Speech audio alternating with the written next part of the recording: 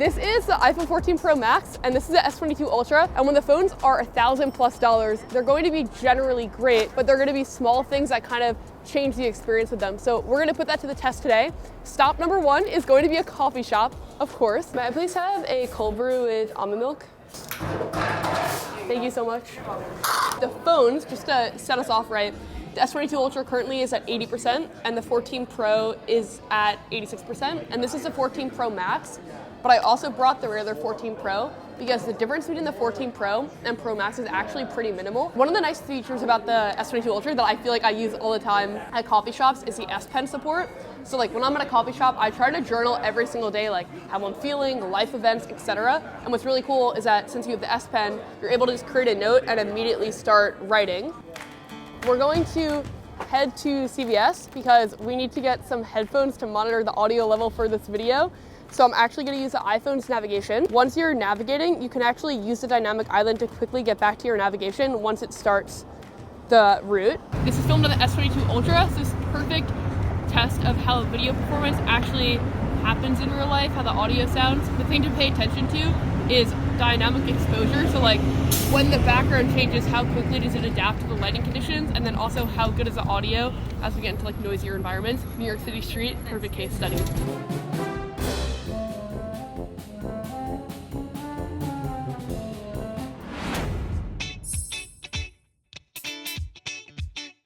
Mission accomplished. Okay, this is now iPhone 14 Pro Max footage, so we'll see how it compares.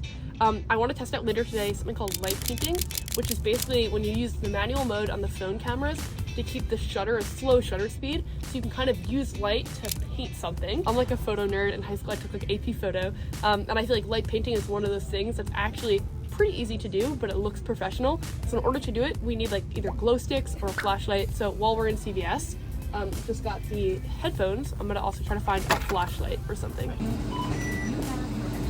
All right, that was easy. How are you? Just looking at the footage on the phones right now, I feel like the S22 Ultra footage honestly looks a little bit better for the video, which is surprising because normally iPhone has the go-to videos. Because this year, the iPhone 14 Pro Max has an updated camera. It's now a 48 megapixel sensor.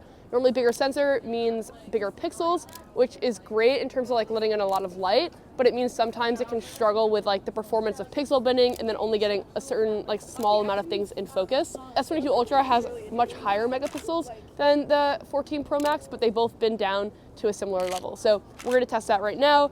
And we got the flashlight for later, so that's gonna come later in this video. I'm gonna go get lunch. I know we just got coffee, but we're gonna go to a brunch place. It's called Bubby's. It kind of went viral on TikTok. I don't know if that's a good thing or a bad thing, but they have pancakes.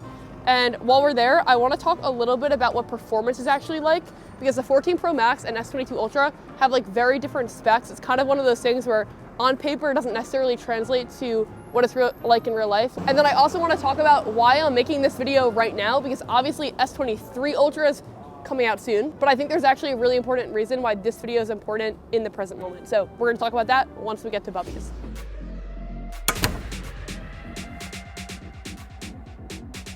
Things I will not be getting. All right, pancakes. I'm normally not a syrup person, but they're completely plain, so I'm gonna do a little syrup. Also a low light test because it's pretty dark in here, so I feel like the iPhone's honestly crushing it. All right, bite number one. Ooh, they're fluffy. They're actually really good. Describe the flavors. They're buttery. I love that we're just getting an impromptu food review right now. So it's more like a cake. I feel like cake is sweet, no?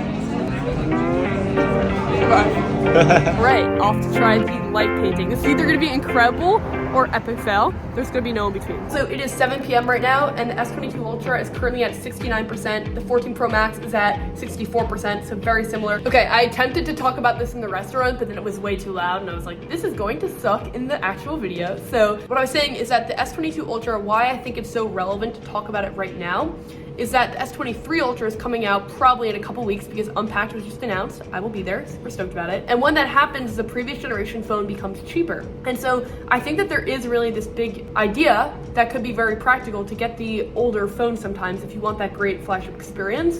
But that brings us into this idea of performance in the present and then longevity of performance. Because I think that one of the things that the iPhone 14 Pro and Pro Max have over the S22 Ultra and most of their Android phones is that their longevity is really significant. Software updates are there for a long time, and also the phone just doesn't seem to slow down. Whereas the S22 Ultra has significantly more RAM than the iPhone 14 Pro and Pro Max, but I find that now, like many months after getting the phone, it isn't always consistently fast. So the key to light painting is that the shutter speed needs to be very slow in order to kind of make the motion slow, because when you have a fast shutter speed, it's able to capture quick motion, whereas when you have a slow shutter speed, it slows down the motion. Okay, so this is attempt number 1. I'm trying to spell out NBT, so you can kind of see the N. This is actually not bad for a first attempt. I'm going to try it again. I started too early and I have to wait the 30 seconds. I would love if there was a way on the phone to be like, oops, didn't mean to start it, and then back out, but there's not. That's actually sick. Like, I'm gonna try it one more time because third time's a charm, but I'm actually quite impressed with that result. Like, this is on a smartphone camera with like 5 minutes of effort.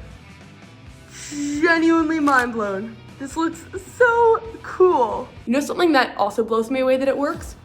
NordVPN, a company that I've been using for actual years, and there's been so many YouTubers right now losing their YouTube accounts. I don't know if you guys have been seeing this, but a lot of YouTubers have been losing access to their YouTube account lately and been posting about it on Twitter, which genuinely nightmare. Sending out these emails that look like sponsorship requests where they're like, download this software or read through the briefing, or here's the rate, download this item, click on the link, etc. And then the link is actually a phishing malware software situation. And so NordVPN actually has something called threat protection. And that's in addition to all the VPN things like protecting your IP address, giving you access to content from all around the world, etc. I genuinely use NordVPN every single day, and I have for the last 2 years because I feel like it's really reliable, it's pretty affordable, and it's fast. One of the things that I've had with other VPNs is that while they may work, they like slow down the bandwidth and websites take forever to load. It just ends up making my phone a frustrating experience, which is not what you want. NordVPN does none of those things, and the threat protection feature is genuinely huge because I feel like creators are not the only people that are affected by phishing attacks. Like, phishing attacks are so prominent. People get phished for credit card information, emails, social security, phone numbers, all of the things, and they're so easy to fall for because the hackers are getting really good at writing enticing emails. Like, they prey on your worst desires. And NordVPN right now is actually having a huge sale for the 2-year plan, so if you want to check it out, buy it, use it, whatever, the link is nordvpn.com/NBT, code NBT. I'll also leave that link in the description below. I wouldn't recommend this if I didn't genuinely use it every single day. I do, and I love it. They have my support. Thank you guys for supporting me. I appreciate you, and I will see you next Friday. If you want to watch another day in life review, you can click right here. Have an awesome one.